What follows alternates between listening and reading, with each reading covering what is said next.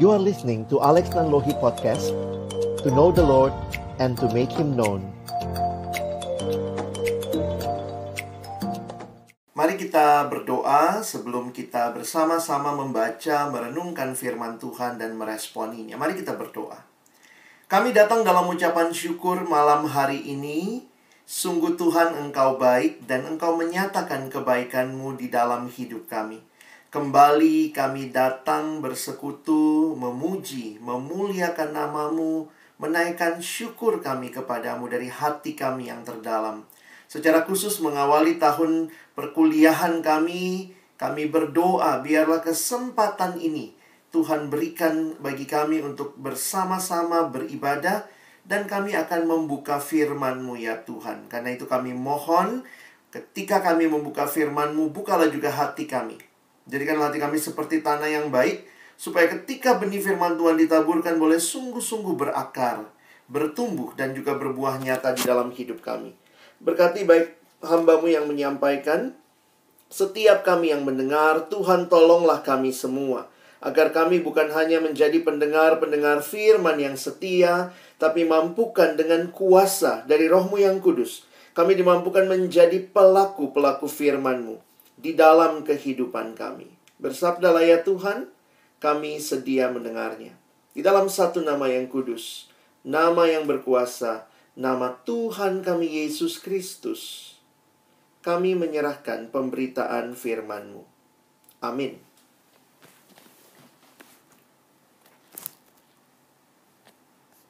Ya. Makasih Jordan. Nanti kita ketemu lagi ya. Ya. Teman-teman yang dikasihi Tuhan, Shalom, selamat malam. Saya sekali lagi bersyukur kepada Tuhan buat kesempatan yang indah ini. Boleh bertemu dengan teman-teman dari berbagai kampus yang ada di wilayah Kota Mataram dan sekitarnya ya. Nah, saya akan mulai dengan satu presentasi. Ada PowerPoint yang saya siapkan buat teman-teman malam hari ini. Dan sesuai tema yang diberikan untuk kita pikirkan adalah Here and Now. Nah, saya ingin kenal juga ya teman-teman semua yang sudah gabung. Nah, teman-teman coba kita interaksi sebentar di live chat ya. Bagaimana saudara menggambarkan perasaanmu di awal perkuliahan ini? Wah, ini kan sudah memasuki awal kuliah begitu ya. Nah, teman-teman bisa lihat tuh ada 9 emoticon yang ada. Coba teman-teman pilihnya maksimal 2 ya. Ya, untuk kita saling tahu aja dan saling kenal. Apa yang menjadi emosi perasaanmu mengawali tahun ajaran atau tahun perkuliahan ini? Silakan. Gampang kok jawabnya, tinggal sebutin angkanya saja ya. Saya tunggu di live chat 1 menit ini. Silakan teman-teman. Oke. Sudah ada yang jawab? Jadi apa yang teman-teman rasakan? 1 dan 4. Wah, Ardi 1 dan 4 ya. Wah, gimana teman-teman yang lain? Ini karena situasinya lagi begini ya. 1 dan 8. Wah, dari Tirsa. Silakan teman-teman. Wow. 1 dan 5. Ini kalau disuruh pilih, saya juga milih yang mana gitu ya. Nah, teman-teman bisa lihat itu ya. Udah keluar tuh ya di live chat. Ini semua emosi-emosi kita yang muncul gitu ya di saat seperti ini. Ada yang kayaknya senang-senang aja, ada yang senang campur sedih, ada yang juga mungkin bingung begitu ya, ada yang terkejut, ada yang mungkin mahasiswa baru, sekalinya masuk ternyata semuanya online, atau mungkin juga jadi susah berinteraksi. Ada nih teman kita juga ya, semua teman-teman bisa lihat itu ya, emosi-emosi yang muncul. Thank you buat teman-teman yang sudah memberikan partisipasinya di live chat. Nah, oke, Kak Alex sekarang akan mulai untuk mengajak kita melihat kaitan dengan tema kita malam hari ini. Ya, kita bicara here and now. Di sini dan sekarang. Wah, menarik nih. Teman-teman pernah nggak ngalamin salah jalan dalam kehidupan? Biasanya kalau teman-teman salah jalan, biasanya apa sih yang kita lakukan? Kalau salah jalan, Ya paling gampang sih putar balik ya. Putar balik, wah balik lagi deh. Jadi jangan diteruskan. Jangan terusin kalau udah jelas-jelas salah jalan. Dalam hidup kita seringkali harus memilih. Mau terus di jalan yang sama, atau kita putar balik. Nah, tapi juga dalam kehidupan, bagaimana jika pilihannya seperti ini, teman-teman? Coba lihat slide-nya ya. Nah, gimana kalau pilihannya seperti ini? Nggak tahu juga ini di jalan mana ini ya. Surga dan neraka. Teman-teman, ada banyak hal dalam hidup harus kita putuskan, harus kita pilih. Saya pernah baca satu baju t-shirt anak remaja, tulisannya yang saya ingat banget, kalimatnya begini. Masa kecil bahagia, masa muda foya-foya, masa tua kaya raya, mati masuk surga. Teman-teman jujur ya, kalau ada hidup seperti ini, Kak Alex pilih duluan. Karena memang realitanya, ya kita mau yang enak begitu ya. Tapi hidup tidak seperti itu. Ketika kita menjalani kehidupan ini, teman-teman, hidup itu sebenarnya adalah serangkaian pilihan. Kalimat ini menyatakan life is made up of an infinite amount of choices. Ada begitu banyak pilihan-pilihan yang harus kita buat dalam hidup. Karena itu, buatlah pilihan yang tepat, pilihan yang bijaksana. Sehingga kita selalu ada dalam dunia yang memberikan kepada kita begitu banyak pilihan. Tapi di sisi yang lain, kita pun sadar begitu singkatnya waktu. Here and now.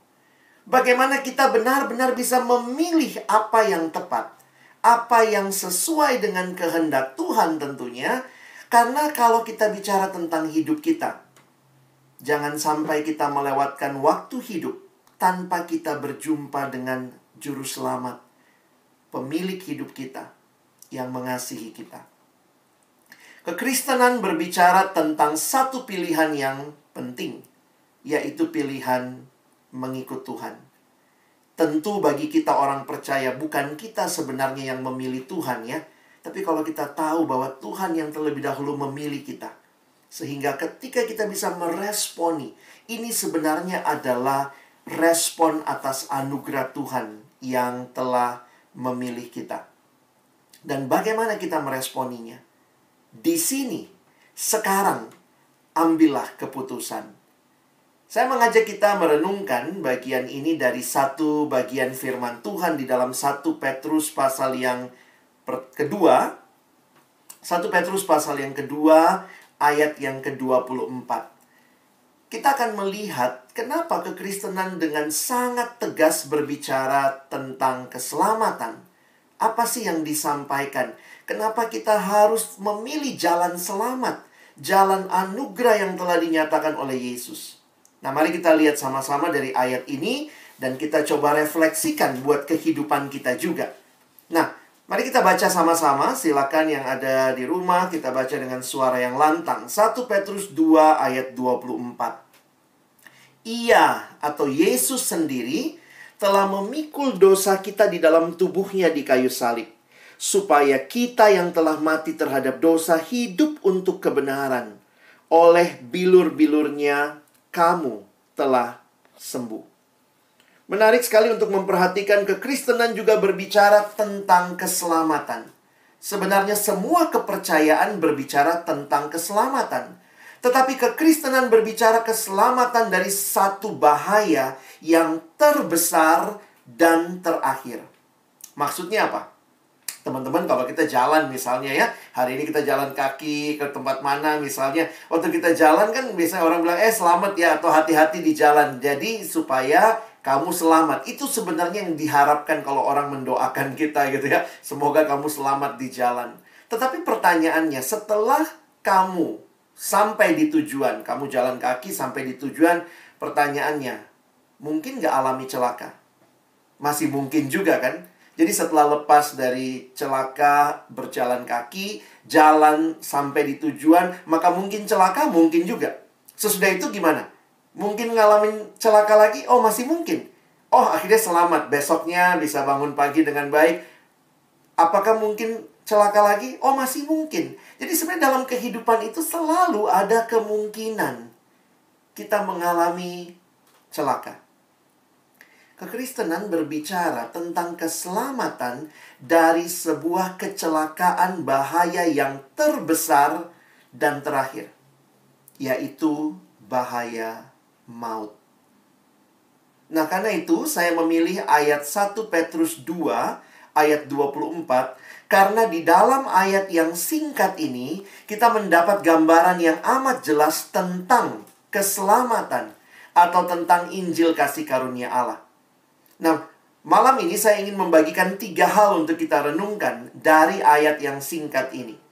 Mari kita lihat yang pertama terlebih dahulu. Teman-teman bisa melihat di dalam bagian yang saya buat dalam warna merah di ayatnya ya. Jadi kalau kita perhatikan, saya memberi warna merah dosa kita. Ini satu fakta yang dinyatakan di dalam kitab suci, bahwa kita manusia berdosa yang seharusnya memikul hukuman dosa kita sendiri, yaitu maut. Biar mudah diingat, ingatlah 2 pasang kata ini. Dosa kita. Ya. Nah, di dalam Alkitab, ketika berbicara tentang dosa, salah satu istilah yang digunakan di dalam Alkitab adalah istilah hamartia. Hamartia ini dari bahasa Yunani yang artinya meleset dari sasaran. Missing the mark. Kalau kita memperhatikan misalnya ada bidang panah seperti ini, kalau ada anak panah yang dilepaskan, maka kan harusnya kena bagian yang paling tengah. Tapi ketika ini meleset dari sasaran, itulah yang dikatakan hamartia.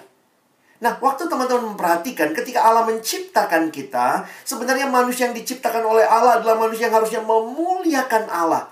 Dia paling tepat ketika dia hidup memuliakan Allah. Tetapi yang terjadi apa? Manusia berontak kepada Allah. Inilah yang disebut hamartia. Tidak mencapai sasaran yang Tuhan tetapkan. Tuhan memberikan kesempatan sebenarnya manusia untuk boleh mengasihi dia dan hidup bagi Allah. Tetapi di dalam dosa, teman-teman lihat ya, bukan Allah yang menjadi fokusnya, tetapi diri sendiri. Manusia berkata, I am everything. Harusnya kita menyadari bahwa di dalam hidup yang Tuhan rancangkan, God is everything. Allah lah segala-galanya. Dosa ini adalah mengatakan akulah segala-galanya. How do you spell sin? S-I-N. Ada yang berkata, what is sin? Apa itu dosa? Sin is the I in the center. Aku yang paling utama. Sehingga di dalam dosa, begitu mengerikannya manusia menganggap dirinya lah segala-galanya. Sehingga kalau teman-teman memperhatikan, inilah gambaran kehidupan manusia di dalam dosa. Gambaran yang menyatakan semua yang aku mau, yang aku suka, yang penting aku aman. Tidak peduli apa yang orang lain alami. Tidak peduli apakah itu sesuai dengan kehendak Tuhan atau tidak. Inilah realita yang teman-teman dan saya juga alami ketika kita telah jatuh ke dalam dosa. Dan begitu mengerikan, manusia terikat kepada dosa. Di dalam dosa, gambarannya ini sebenarnya menarik teman-teman ya, memperhatikan bagaimana dosa ini digambarkan seperti sesuatu yang awalnya mungkin begitu manis dan indah. Tetapi pada akhirnya itu menjerat, membuat kita hancur, bahkan akhirnya membinasakan. Ada ilustrasi yang diberikan oleh John Stott ketika dia mengatakan gambarannya tentang orang di padang gurun ya. Nah, ternyata di padang gurun itu siangnya tuh panas sekali. Malamnya itu dingin sekali. Sehingga misalnya kalian membayangkan seorang yang lagi berjalan di padang gurun atau bersama dengan untanya begitu ya. Maka kalau sudah sampai di satu tempat malam hari, dia buat kemah, dia istirahat di dalam kemah. Nah, biasanya karena untanya kedinginan di luar, nah ini biasanya di padang pasir seperti itu ya. Kalau untanya kedinginan di luar, unta tuh mau juga masukkan kepalanya ke dalam tenda. Nah, ini tipsnya, kalau dia sudah mulai masukkan kepalanya ke dalam tenda, harus buru-buru disuruh keluar. Jangan kasihan, aduh kasihan untanya kedinginan. Jadi karena kalau kita biarkan kepalanya di dalam tenda, maka perlahan-lahan nanti kemudian lehernya masuk. Habis lehernya masuk, punuknya masuk. Udah punuknya masuk, kemudian kaki belakangnya masuk. Nanti lama-lama untanya yang di dalam tenda, orang di dalamnya yang malah di luar tenda. Nah, ini teman-teman mesti perhatikan. Ini gambaran bagaimana dosa itu menyelinap masuk perlahan-lahan. Jangan beri celah kepada dosa, karena ini akan sangat mengerikan. Bahkan di dalam Alkitab digambarkan hidup di dalam dosa itu seperti sedang terikat, sedang terbelenggu, teman-teman. Di dalam kitab Roma digambarkan dosa seperti tuan. Jadi dosa dipersonifikasi. Digambarkan seperti tuan yang sedang memperbudak. Sehingga digambarkan dosa menjadi perbudakan dosa. Dan ini begitu mengerikan. Kalau kita memperhatikan apa yang terjadi, manusia terikat dengan hal-hal yang mungkin dia rasa awalnya enak dan nyaman, tapi lama-lama dia terikat begitu rupa. Mari evaluasi sebentar hidup kita. Apakah juga mungkin kita sedang ada di dalam keterikatan? Keterikatan kepada dosa, terikat kepada rokok, narkoba, terikat kepada judi. Dan ini bisa tanpa kita sadari lama-lama menjerat, lama-lama makin dalam, teman-teman. Nah, yang menjerat kita mungkin teman-teman bilang, wah saya mah nggak kayak gitu, Kak. Saya nggak hidup seperti itu. Tapi juga bisa jadi ada hal-hal yang awalnya baik, tetapi ketika kemudian kita terjerat di dalamnya, kita bukan lagi menikmati hal itu sebagai hal yang baik, tapi kita telah menjadikan hal itu sebagai yang utama, atau bahkan kita sudah mulai kecanduan. Nah, mungkin untuk generasi sekarang saya juga harus ingatkan, hati-hati dengan kecanduan. Tentu kita punya HP ya. Kita pun sekarang mungkin lagi nonton di HP, tapi ketika HP jadi segala-galanya, malah kita jadi terikat kepada HP. Banyak orang yang dengan smartphone namanya, tapi not smart. HP yang canggih itu menjadi kesempatan jatuh dalam dosa, menikmati dosa, mendownload hal-hal yang tidak perlu ada di dalam HP itu. Sehingga ini keterikatan yang akhirnya membuat kita mencari kepuasan lain selain Tuhan yang sebenarnya adalah kepuasan sejati kita. Banyak orang yang mulai juga addicted, kecanduan dengan belanja. Wah, ini kalau lihat sekarang kan gampang banget ya belanja secara online. Tentu tidak salah belanja, tetapi ketika belanja menjadi kecanduan, ini hal yang mengerikan. Kecanduan apa lagi? Nah, mungkin ada juga yang kecanduan dengan drama Korea. Wah ya. Jadi akhirnya yang terjadi bukannya menikmati, tetapi telah kecanduan. Itu beda sekali. Yang akhirnya yang terjadi, kita mulai merasa sangat butuh dan harus ada itu. Dan kadang-kadang saya pikir ya, baca Alkitab sebentar ngantuknya cepet banget. Tapi nonton drama Korea bisa melek gitu ya, bisa terus ditatap dan seterusnya. Tentu tidak salah ya menonton. Ada banyak drama-drama yang katanya bagus sekarang ya. Dan kita bisa lihat daftar-daftarnya begitu. Tapi apakah kita hanya menonton, menikmati, atau jangan-jangan kita telah kecanduan? Belum lagi dengan mereka yang kecanduan dengan game online. Mungkin kalian bilang, wah saya mah drama Korea. Enggak, Kak. Tapi bisa jadi game online. Saya punya adik binaan di waktu yang lalu. Dia bahkan kuliahnya hancur karena game online. Tentu tidak salah main game. Tapi ketika itu menjadi segala-galanya dalam hidup, mengerikan sekali. Ada yang diikat oleh pornografi. Di saat-saat orang sedang belajar online, memang kita sangat dekat dengan online. Tetapi kemudian internet yang harusnya dipakai untuk hal yang baik juga membawa hal-hal yang negatif. Apakah engkau sedang terjerat dalam pornografi? Yang kau tahu Tuhan tidak suka, tapi dalam realitanya begitu memperbudak. Ada lagi yang diperbudak oleh relasi-relasi yang tidak benar. Ketika menjadikan diri segala-galanya. Sehingga ada yang berkata, just follow your heart. Ikuti saja apa kata hatimu. Kalau hatimu merasa kamu seperti itu, ya sudah, hidupi saja. It's your life. Bukan demikian. Dosa berontak kepada Allah, menjadikan diri segala-galanya. Alkitab tidak pernah menyuruh kita follow your heart. Alkitab justru berkata, hatimu begitu licik. Hati pun sudah dikuasai dan jatuh dalam dosa. Sehingga harusnya yang terjadi bukan mengikuti hati kita, not follow your heart, tapi follow God's word. Ikuti apa kata Tuhan. Ikuti apa kata firman Tuhan. Ada juga yang terjerat dengan free sex.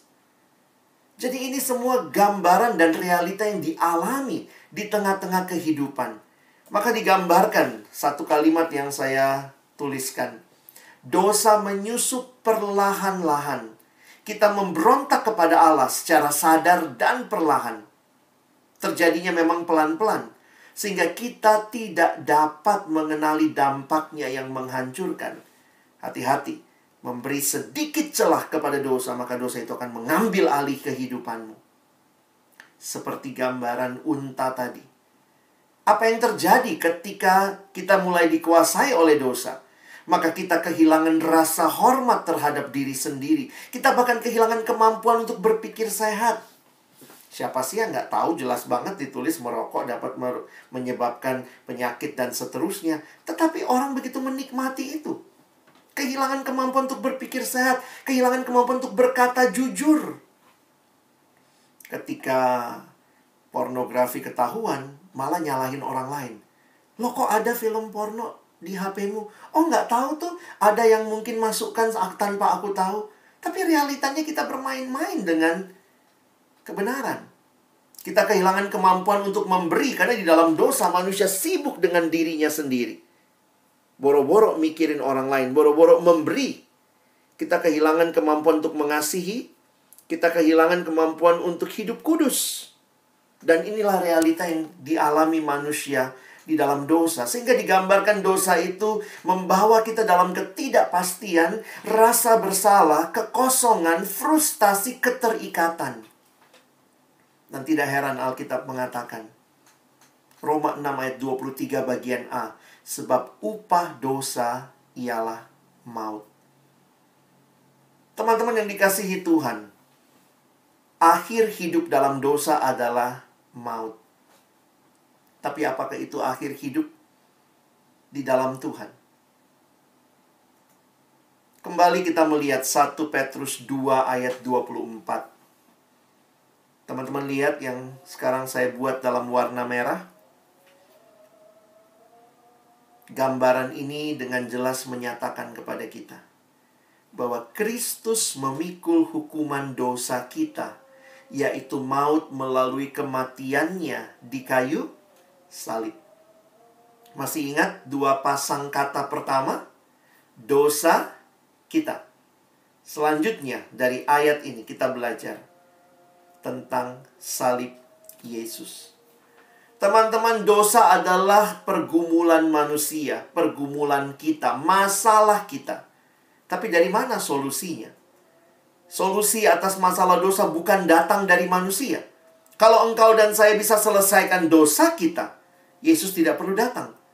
Tetapi kalau kita memperhatikan, justru karena kita tidak sanggup menyelesaikan pergumulan dosa ini, dosa masalah kita, tapi solusinya dari Allah. Allah memberikan anaknya Yesus Kristus, the God solution for our sin, for our life. Searching for the answer to life?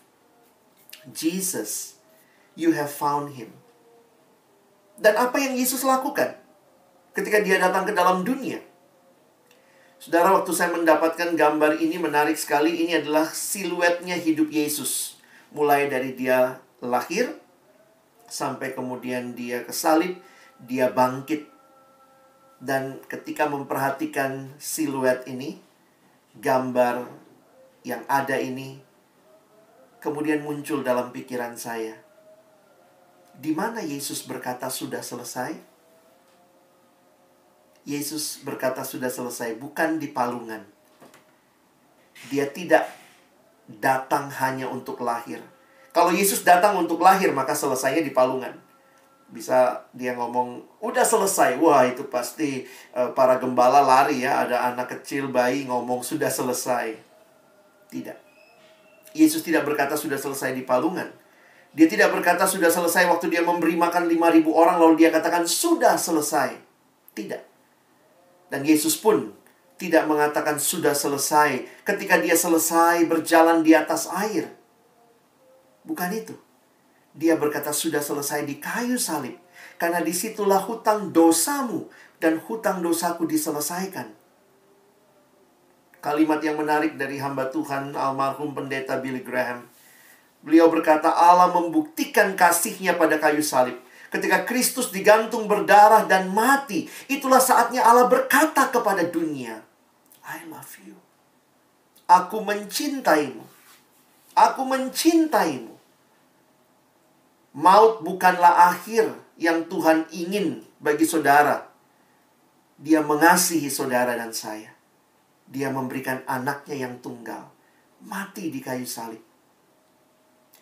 Sehingga hamba Tuhan John Stott mengatakan kalimat yang indah di dalam bahasa Inggris. Karena permainan katanya indah sekali dalam bahasa Inggris.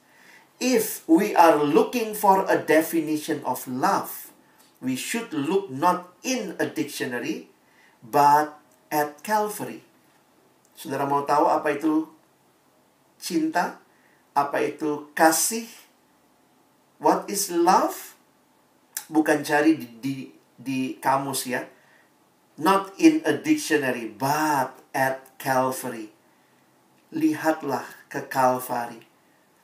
Sekarang orang kalau ditanya, apa itu cinta, apa itu love? Wah, langsung tangannya gini semua ya. Sarang-sarang gitu ya. But this is not love. Bukan ini yang Alkitab bicarakan tentang kasih. Bukan cuma sebuah simbol love seperti ini. Tetapi this is love. Di kayu salib itu nyata betul kasih Allah bagi dunia. Dosa telah dikalahkan di kayu salib. Kematian Kristus merupakan dasar pengharapan kita dan janji bagi kemenangan kita. Teman-teman perhatikan, kayu salib seperti U-turn. Putar balik. Kalau dulunya kita seperti jalan tol menuju dosa. Kita udah salah jalan dalam dosa. Dan akhirnya menuju ke kebinasaan. Maka saya mengutip kalimat ini. Salib itu merupakan satu-satunya jalan keselamatan. Dan salib memberikan tujuan baru bagi kehidupan. Salib membalikkan hidup yang menuju kebinasaan menjadi hidup yang menikmati keselamatan. Teman-teman, dosa kita diselesaikan oleh salib Yesus. Hal yang terakhir. Sekarang lihat, masih ayat yang sama.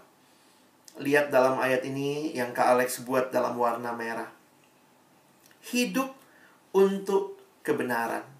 Menarik sekali, ayat ini singkat sekali tapi menampung semua keindahan Injil kasih karunia. Tujuannya adalah supaya kita yang telah mati karena dosa kini hidup untuk kebenaran. Teman-teman dan saya yang diselamatkan oleh Tuhan. Maka ingat, dosa kita, salib Yesus, supaya apa? Tujuannya supaya kita hidup benar. Teman-teman perhatikan, bahwa kematian Yesus tidak saja memastikan kita boleh beroleh pengampunan dosa, tetapi juga kematian Kristus menandai kita masuk dalam kehidupan yang baru, kehidupan yang kudus. Karena itu John Stott mengatakan, tetapi juga memastikan kekudusan kita. Teman-teman perhatikan, Kristus mati agar kita hidup untuk kebenaran.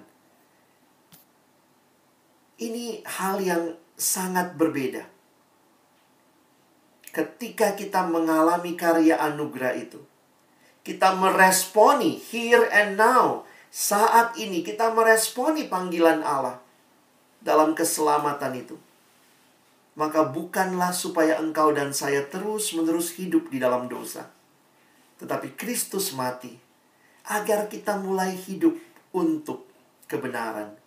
Dan itu akan nyata di dalam cara kita belajar. Kita belajar dengan benar, kita belajar dengan baik, kita belajar dengan kudus. Kita belajar bukan dengan nyontek, bukan dengan copy-paste tugas, tapi kita benar-benar berjuang giving the best. Beda sekali cara kita belajar.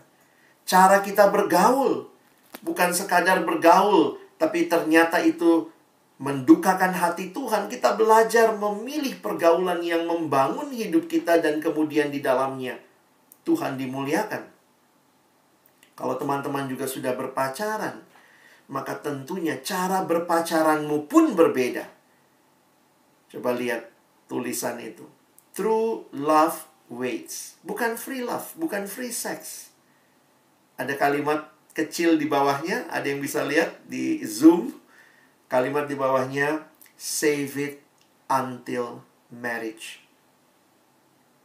Kita mau memberikan yang kudus, yang benar kepada Allah. Save it until marriage. Bukan free love dan free sex. Banyak orang buka kado sebelum ulang tahun ya. Itu gambaran seks yang dinikmati sebelum pernikahan. Allah menciptakannya dalam kekudusan. Sehingga benar-benar kehidupan yang baru yang kita alami. Ketika Yesus ada, bertahta, berkuasa di dalam hati kita, di dalam kehidupan kita. Teman-teman, masih ingat 3 pasang kebenaran yang kita pelajari malam ini? Pertama, dosa kita begitu mengerikan. Namun salib Yesus menjadi jawaban atas pergumulan dosa kita, supaya engkau dan saya hidup benar. Teman-teman, apa yang harusnya menjadi respon kita here and now? Ada kalimat yang saya coba renungkan dalam satu kutipan yang mengatakan hal ini. The time is running out. Waktu semakin dekat, semakin sedikit waktu. Wake up and make a decision. Bangkitlah, buatlah keputusan. Apakah dunia ini yang kau pilih? Atau Yesus? Teman-teman, mengawali tahun ajaran baru ini, saya tidak tahu siapa engkau, bagaimana hidupmu. Tapi saya percaya Tuhan kenal setiap teman-temanku. Tuhan tahu hidupmu. Tuhan mengasihi saudara. Sehingga panggilannya bagimu hari ini. Jika ada di antara saudara yang mendengarkan firman Tuhan, yang berkata, Tuhan, aku hidup dalam dosa. Tapi hari ini aku mendengar berita anugerah itu. Salib Kristus, karya yang genap. Dan aku tidak mau hidup lebih lama di dalam dosa. Aku mau persembahkan hidupku kepadamu, Tuhan. Aku mau hidup benar bagimu. Maka apa keputusan yang teman-teman perlu ambil? Apa respon yang perlu kita buat here and now? Waktu semakin singkat. Buka hatimu. Terima Yesus di dalam hidupmu. Ini keputusan penting dalam kehidupan. Karena ini bukan saja bicara tentang keputusan kita mau berkuliah di mana, mau ambil jurusan apa. Semua keputusan-keputusan kita yang lain dalam dunia ini sifatnya temporer. Tetapi keputusan menerima Yesus punya dampak yang kekal. Karena di dalam Dialah kita beroleh keselamatan, kehidupan yang kekal. Dan tanpa Yesus, hanya ada kebinasaan yang kekal. Itulah maut. Upah dosa, ialah maut. Tetapi kasih karunia Allah, ialah hidup yang kekal di dalam Kristus Yesus. Teman-teman, apa artinya terima Yesus? Banyak orang yang berkata, saya mau dari kecil sudah Kristen, Kak. Saya sudah kenal Yesus, tetapi banyak yang mengenal Yesus hanya sebatas pengetahuan. Sudahkah dia sungguh-sungguh menjadi Tuhan dan Juru Selamat dalam hidupmu? Semua orang bisa ngomong Yesus mati. Semua orang bisa ngomong Yesus bangkit. Tetapi hanya kita yang mengalami karya anugerah itu akan bisa berkata, Yesus mati bagiku, Yesus bangkit bagiku. Teman-teman, menerima Yesus, saya melihat ada dua hal yang menandainya. Ada dua hal yang merupakan respon dari hidup yang menerima Yesus. Menerima Yesus yang pertama berarti sungguh-sungguh percaya bahwa Yesus satu-satunya Tuhan dan Juru Selamatmu secara pribadi. Tidak ada Tuhan yang lain dan tidak ada Juru Selamat yang lain. Banyak orang Kristen hari Minggu ke gereja, hari lain ke dukun. Hari lain percaya dengan semua hal-hal yang masih membelenggu secara hal-hal yang terkait dengan okultisme, terkait dengan berbagai hal yang kita tahu. Menduakan Tuhan. Menerima Yesus berarti sungguh-sungguh percaya. Tidak ada juru selamat yang lain. Tidak ada Tuhan yang lain. Ini gambaran percaya. Percaya itu seperti seorang anak kecil yang menyerahkan seluruh hidupnya. Dia percaya kepada ayahnya. Ayah yang tidak akan melepaskan dia. Yang menyambut dia ketika dia datang. Dia lompat ke ayahnya dan ayahnya menyambut dia. Teman-teman, sudahkah engkau menjadikan Yesus satu-satunya dalam hidupmu? Bukan lagi yang lain, tapi hanya Yesus. Dan hal yang kedua, terima Yesus juga berarti ada hidup yang berubah. Ada pertobatan. Kalimat Alkitab digunakan istilah menanggalkan dan mengenakan. Ini gambaran yang Paulus sampaikan di dalam kitab Efesus pasal yang keempat. Seperti orang memakai baju dikatakan menanggalkan manusia lama. Bukan meninggalkan ya, menanggalkan seperti baju. Menanggalkan manusia lama. Mengenakan manusia baru. Ada perubahan hidup. Dan ini adalah hal yang indah karena di dalamnya saya tidak lagi mau hidup untuk hidup dalam dosa. Dan tidak ada dosa yang Tuhan tidak bisa selesaikan. Mungkin kita berkata, Tuhan dosaku begitu besar. No. Saya mengutip kalimat dari pendeta Dr. Stephen Tong. Dalam satu KKR-nya dia mengatakan, Tuhan Yesus menolak dosa terkecil dan menerima pendosa terbesar. Teman-teman, datang kepada Yesus. Kalau engkau buka hatimu terima Yesus, itu berarti kau berkata, Tuhan saya tidak mau lagi hidup mendukakan hatimu. Sama seperti pemazmur. Di dalam Mazmur 32 ayat 5. Kalimat yang indah sekali. Dosaku kuberitahukan kepadamu, dan kesalahanku tidaklah kusembunyikan. Aku berkata aku akan mengaku kepada Tuhan pelanggaran-pelanggaranku. Dan teman-teman, saya senang sekali bagian ini. Sangat menenangkan. Dan engkau mengampuni kesalahan karena dosaku. Ketika kita datang mengaku dosa kita di hadapan Tuhan, ini janji Tuhan. Dia tidak mempermalukan kita, tapi dia mengampuni kesalahan karena dosa-dosa kita. Sehingga kita sekarang bisa berkata yes to God dan no to sin. Ini komitmen hidup yang baru. Here and now you need to make a decision to say yes to God and no to sin. Ada komitmen untuk hidup yang berubah. Hidup yang tidak sama dengan dunia. Hidup yang beda dengan dunia. Mungkin orang akan berkata, kenapa kamu berbeda sekarang? Iya, saya sudah kenal Yesus.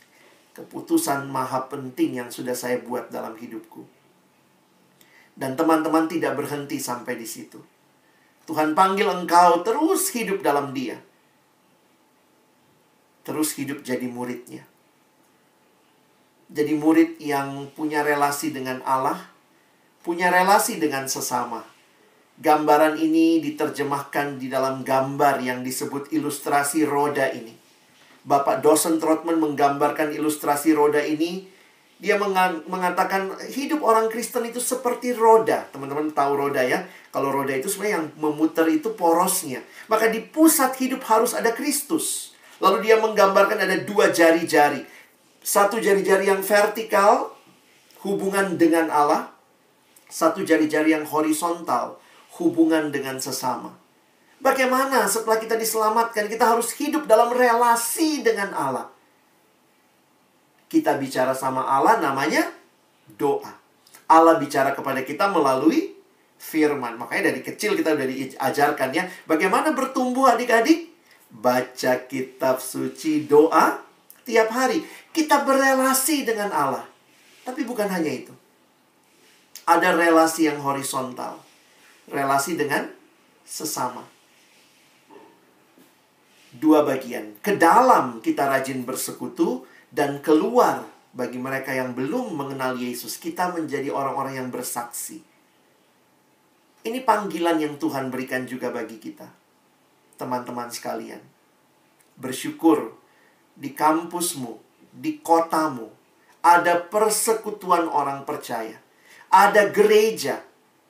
Ada PMK di kampus, Persekutuan Mahasiswa Kristen. Ada kelompok pemuridan, ada KTB. Teman-teman, beri dirimu untuk dibangun di dalam persekutuan ini. Banyak orang yang take it for granted. Ya sudah, ada kebaktian, ya udahlah, ikutlah. Nanti kapan-kapan ya saya nggak mau ikut. Ya hari ini saya senang, besok enggak. Seolah-olah hanya sebuah pilihan. No. Persekutuan orang percaya bukan pilihan, tetapi kebutuhan bagi setiap kita. Supaya kita semakin bertumbuh, makin mengenal Tuhan. Saya bersyukur ketika saya bertobat. Kelas 1 SMA Tuhan jamah saya. Saya kenal dia. Saya sudah Kristen dari kecil, tapi saya belum pernah terima Yesus secara pribadi. Saya Kristen KTP, Kristen tanpa perubahan, Kristen tanpa pertobatan. Dan waktu itu saya mengenal dia. Saya buka hati terima Yesus. Dan saya bersyukur Tuhan berikan persekutuan. Tuhan berikan KTB. Tuhan berikan saudara-saudara seiman yang berjalan bersama, bertumbuh bersama. Ketika ada kesempatan yang Tuhan berikan bagi saudara, here and now, terima Yesus dalam hidupmu. Dan alami juga pertumbuhan. Baca kitab suci, berdoa, bersekutu, dan alamilah hidup yang terus bersaksi, jadi berkat bagi sesama. Kiranya Tuhan menolong kita. Malam ini, sebelum saya berdoa, izinkan saya bertanya. Adakah di antara saudara malam hari ini setelah mendengar firman, setelah engkau mengerti kasih karunia Allah, adakah yang berkata malam ini, Tuhan, terima kasih, firman-Mu jelas bagiku. Dan malam ini, aku mau datang kepadamu, meresponi firman-Mu. Saya rindu malam hari ini, jika ada saudara-saudaraku yang setelah mendengar firman, Tuhan gerakkan hatimu. Engkau berkata, Tuhan, di sini saya. Saya tidak mau hidup lebih lama dalam dosa. Tapi ini kesempatan yang Tuhan berikan, saya mengambil keputusan untuk membuka hatiku. Menerima Yesus sebagai satu-satunya Tuhan dan Juru Selamat dalam hidupmu. Jika ada di antara saudara-saudaraku yang mau buka hatimu, terima Yesus untuk pertama kalinya malam hari ini. Saya rindu mendoakan keputusanmu. Dimanapun engkau mendengarkan khotbah ini. Dalam situasi apapun engkau saat ini, saya minta teman-teman ambil waktu pribadi. Kita akan sama-sama meresponi panggilan ini di dalam doa. Saya akan memimpin dalam doa. Dan silakan saudara mengikuti kalimat demi kalimat dalam doa ini. Jadikan juga sebagai doa pribadimu di hadapan Tuhan. Sekali lagi, sebagai hamba Tuhan malam hari ini, saya menantang saudara-saudara yang mendengarkan siaran ini. Jika Tuhan berbicara jelas bagimu malam ini, dan kau mau buka hatimu terima Yesus, mari taruh tangan kananmu di dadamu. Dan sambil kita berdoa, biarlah ini menyatakan komitmen kita. Here and now, saya buka hatiku, terima Yesus dalam hidupku. Mari dengan tangan yang tetap ada di dada kita, mari saudara ikuti doa saya. Bapa di dalam surga, aku bersyukur kepadamu Tuhan, malam hari ini. Aku sadar aku orang berdosa. Aku sadar aku membutuhkan anugerah Tuhan. Aku bersyukur kepadamu Tuhan untuk karya kasih-Mu. Aku bersyukur untuk anak-Mu yang tunggal, Tuhan kami Yesus Kristus. Aku percaya bahwa Yesus adalah satu-satunya Tuhan dan Juru Selamat pribadiku. Aku mau hidup di dalam Dia. Aku bersyukur bahwa Engkau memberikan putra-Mu bagiku. Terima kasih karena Yesus telah mati untuk dosa-dosaku. Ya Yesus, masuklah ke dalam hatiku. Kendalikanlah hidupku. Aku ingin mengikuti Engkau seumur hidupku. Tolong aku jadi murid-Mu yang setia, yang mengenal Tuhan, yang bertumbuh di dalam Tuhan, dan bersaksi di tengah dunia ini. Di dalam nama Tuhan Yesus Kristus, aku bersyukur, aku berserah. Amin.